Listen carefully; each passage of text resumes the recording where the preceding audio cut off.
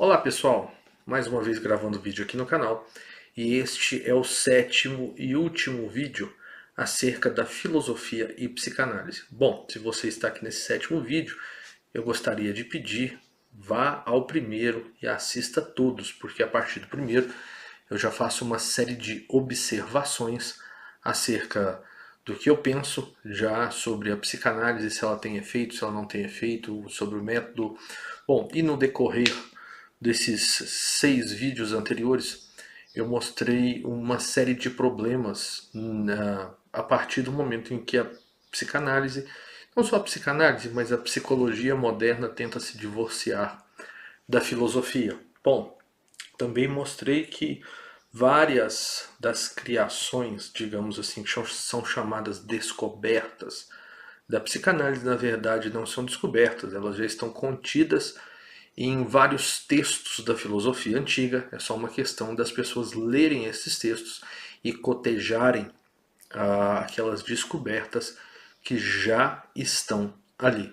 Então, a tese é de que tudo o que a psicologia tem de moderno, a psicanálise, aqui dito de uma forma lato, já estava em germe na psicologia que estava na filosofia. Ou seja, tudo aquilo que foi, digamos, modernamente desenvolvido, a psicanálise no século XIX, e todas as correntes da psicologia já estava ali em germe na filosofia antiga, em especial a filosofia de Platão. Bom, também mostrei uma série de incorreções, de inverdades, de mentiras ditas nos textos freudianos, tá? Eu me focalizei no Freud, justamente porque é o autor que eu mais conheço os textos, né? E como eu disse, né, esse afastamento, primeiro essa ausência de conhecimento, né, quando Freud escrevia citando filosofia, mitologia, enfim, e esse afastamento nós vemos o resultado dele hoje, né? Não é que pelo fruto conhecereis a árvore, então nós vemos os frutos de uma psicanálise ideologizada, instrumentalizada, sendo que o remédio, digamos assim, a solução que eu entendo que é necessária é esse resgate, esse retorno à filosofia clássica, tá? E a partir dela desenvolver o que tem para ser desenvolvido, tá? Então, assim, tudo aquilo que está escrito nos textos de psicanálise clássica, vamos me ater a Freud. Eu também citei Winnicott, algumas coisas que já estavam nos textos de Platão, mas aqui eu estou focando em Freud, já estava ali, né? E apontei uma série de incorreções sobre a interpretação dele da filosofia, sobre a questão do complexo de Édipo. Eu citei o artigo do Jean-Pierre Vernant. Como eu disse, não dá para fazer um apanhado geral da obra porque eu gastaria um tempo enorme, uma quantidade de vídeos exorbitantes para ler a obra e apontar cada uma das suas incorreções. Não bastasse isso, eu apontei as mentiras de Freud em relação à interpretação da vida de Dostoiévski, né, a ausência, a sua interpretação fundamentada no nada, fundamentada numa ausência de provas. Também na questão da vida do Da Vinci, tá? Para não falar quando ele vai escrever de religião e aí ele se embanana todo e aí piora ainda as coisas. Enfim, bom, então qual seria então um dos, uma das possibilidades, tá? Dessa aproximação da psicanálise? Eu trago como exemplo aqui, nas minhas aulas, eu sempre apresento o diálogo Mênon de Platão, tá? Justamente porque é no diálogo Mênon que Platão vai trabalhar com conhecimento e com relação à anamnese. Também é bom lembrar que nos vídeos antigos eu mostrei toda uma relação que existe entre o exame da alma feito por Sócrates e aquele exame que é feito hoje de um modo bem mais, vamos falar assim, bem mais vulgarizado na maioria dos ambientes clínicos, de psicologia clínica e de psicanálise clínica. Esse empobrecimento, como eu disse, que acontece a partir desse afastamento dos conhecimentos trazidos pela filosofia. Bom, então, como proposta dessa aproximação, por exemplo, eu estou trazendo, já que a proposta da psicanálise é não influenciar, né, a questão da neutralidade, né, de não aconselhar, eu mostrei a questão de como os diálogos funcionam muito bem e ali já temos uma base efetiva, uma base substancial. Então, aquilo que Freud e outros psicanalistas trazem de mais interessante são acréscimos de coisas que já estavam lá, só que eles não contam, ou eles desconheciam, eles não vou dizer que eles desconheciam, ou que eles omitiram propositalmente, e eu não vou afirmar isso, eu vou presumir que eles desconheciam esses textos, mas que já estavam ali em germe, é tudo uma questão de ler. Tá? Os desenvolvimentos interessantes que vêm com a psicanálise, vamos dizer assim, está mais baseado na questão da clínica, na questão da transferência que Freud trabalha. Ele não chega a trabalhar contra a transferência, que vai vir com Klein,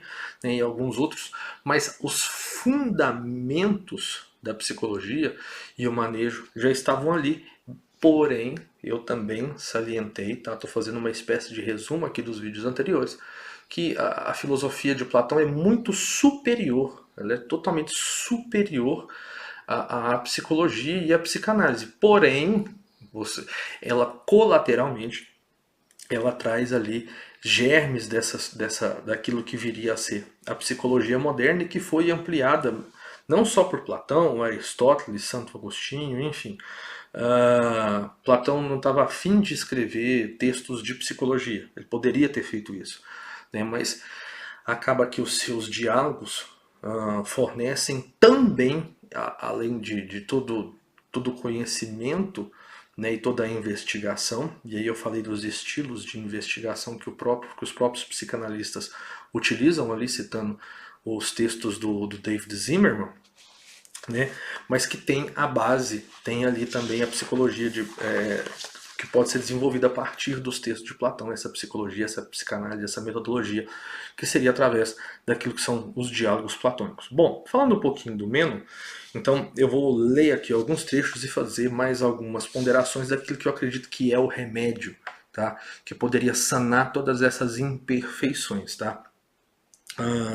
Abre aspas, foi o estudo da personalidade humana que na antiguidade levou pela primeira vez à prática da psicologia individual, cujo mestre mais eminente é Platão. O retrato literário de Sócrates é a única imagem fiel decalcada sobre a realidade viva de uma individualidade grande e original, que a era clássica grega nos transmitiu. Essa citação está no livro Paideia, a Formação do Homem Grego, do Werner Jaeger, na página 499 dessa edição aqui, ó. Tá? Bom, dito isso, então, Platão, ele opera um grande avanço na filosofia no que se refere ao conhecimento. Ele gera várias sínteses, né? Tanto é que a filosofia, Sócrates é um divisor de águas, nós temos aqueles que são classificados como filósofos pré-socráticos, né? E aí nós chegamos, vamos falar uma evolução até chegar nos sofistas, né? Com Gorgias, com Protágoras e outros, né? Então, Platão gera essa síntese, ele resolve alguns problemas, ele tenta dar algumas soluções, por exemplo, para as questões de Heráclito e Parmênides. Então, ele opera essa evolução. E aí ele já parte do pressuposto de que uma vida examinada não merece ser vivida, que foi algo que eu citei nos vídeos anteriores. E tinha aquele dito no oráculo de Delfos: conhece-te a ti mesmo. Então, como o próprio historiador da filosofia Giovanni Reale vai apontar na sua História da Filosofia, conversar com Sócrates é fazer o exame da alma, era como prestar contas da própria vida, ou seja, um exame moral, como destacaram tantas vezes os seus contemporâneos. Então, a dialética de Sócrates coincide com seu próprio dialogar, que é diálogos, que consta de dois momentos essenciais: da refutação e da maiêutica. Ao fazê-lo, Sócrates valia-se da máscara do não saber, que também é um dos pressupostos de algumas linhas, por exemplo, da psicanálise bioniana, né, e da temida arma da ironia, sendo que, para fins psicanalíticos, nós podemos nos estribar na maiêutica. Tal. E o que era a maiêutica socrática? Sócrates vai dizer que ele é parteiro de almas. Né? A sua mãe era parteira de pessoas, de seres humanos, e Sócrates ele fala que ele tem a arte do obstetra, mas de poder parir aquilo que está na alma humana. E como que ele fazia isso? Uma das ferramentas que ele utilizava era então as perguntas, a ironia, a próprio movimento dialético, como eu apresentei na citação do Fedro, tá? Por isso que é importante que vocês tenham assistido os vídeos anteriores. E aqui está a citação do diálogo Teeteto, abre aspas, minha arte de obstetra possui todas as características que competem às parteiras, mas dela difere pelo fato de que serve como parteira para homens e não para mulheres, e se aplica a almas parturientes, não aos corpos. Nós podemos inclusive achar uma ligação aqui, analogicamente, ao mito da caverna, né? Que é justamente o parto é sair do ventre escuro da mãe e então vir à luz, que também, analogicamente, é compatível com o mito da caverna de Platão. Tá? Então, fazer análise, eu acredito que nenhum psicanalista vai discordar disso, até os mais tradicionais, que é sair da caverna. Tá? E existe isso de absolutamente grande na minha arte, ser capaz de pôr à prova de todo modo se o pensamento do jovem pare um fantasma ou uma falsidade, ou um quê de vital e de verdadeiro, uma vez que isso ao menos é comum a mim e às parteiras. Não posso gerar sabedoria. O que muitos já me reprovaram é que eu de fato interrogo os outros, mas depois eu mesmo não manifesto nada sobre nenhum argumento, aduzindo como causa o meu não ser sábio em nada. Reprovação que corresponde à verdade. A causa disto é esta: o Deus me força a servir como parteira, mas me proibiu de gerar. Quanto a mim, portanto, não sou de fato sábio em alguma coisa, nem tenho alguma descoberta sábia, que seja como um filho gerado da minha alma.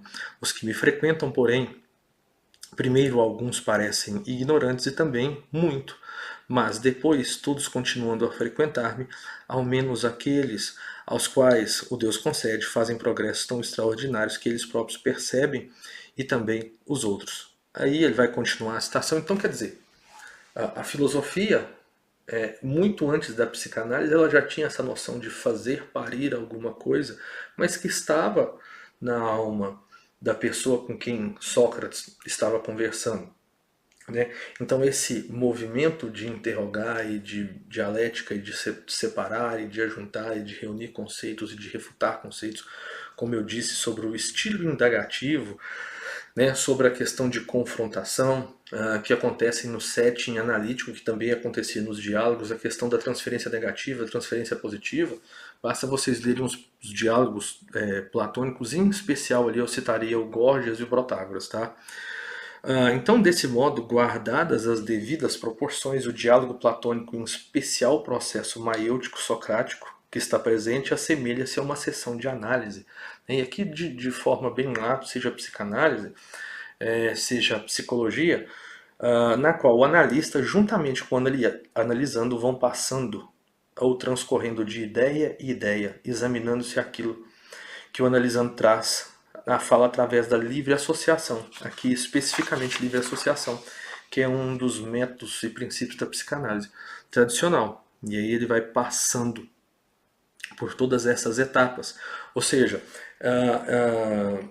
é para esse rumo, tá, gente, que aponta o conhecimento por reminiscência, ou anamnese, né, que Platão vai se questionar e vai tentar apresentar uma resposta de como nós conhecemos, porque todo conhecer é um reconhecer. Então, quando Sócrates ali no Mênon vai inquirir o escravo, ele vai mostrar que o escravo já possuía conhecimentos matemáticos superiores àquele que ele achava que ele possuía. Então, o processo de análise também é isso, é mostrar ao paciente que ele possui dentro de si alguns valores, algumas respostas, que é aquela velha máxima piegas que a resposta está dentro de você. A psicanálise opera mais ou menos, principalmente a tradicional, dessa forma. Então, se a resposta está dentro de você, o que eu preciso? Eu preciso fazer parir essa resposta. E quem já trabalhava com esse parir, essa resposta, se não Sócrates? Tá?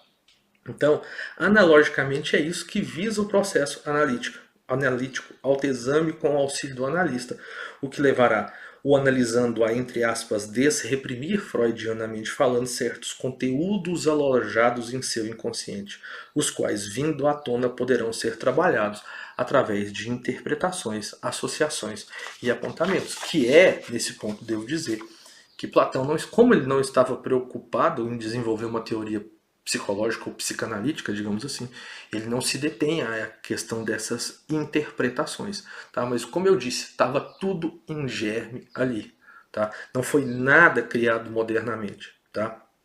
O que existe, como eu disse, é essa propaganda, esse cronocentrismo de achar que esses desenvolvimentos são ganhos, vamos falar assim, da evolução humana, se é que essa evolução existe.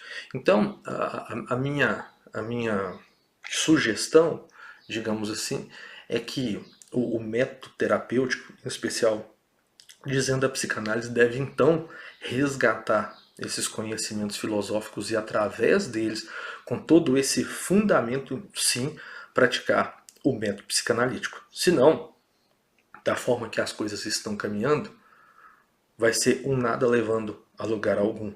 Tá? E é o que nós vemos como fruto dessa psicanálise moderna, né, ideologizada, infelizmente. Mas que então o meu ponto é que ela deve olhar para trás, tá? E se fundamentar nesses caras se ela quiser realmente gerar bons frutos, porque nós temos o resultado da filosofia de Platão e da sua psicologia, vamos dizer assim, e nós temos o resultado da psicologia e da psicanálise moderna. Basta comparar e saber quais frutos eu quero colher. Tá? Espero que vocês tenham gostado. Tá? Foi dito aqui de forma bem resumida, de forma a tentar sintetizar. Quem tiver interesse, aprofunde nessas indicações que eu fiz. Espero que vocês tenham gostado. Um abraço e até a próxima.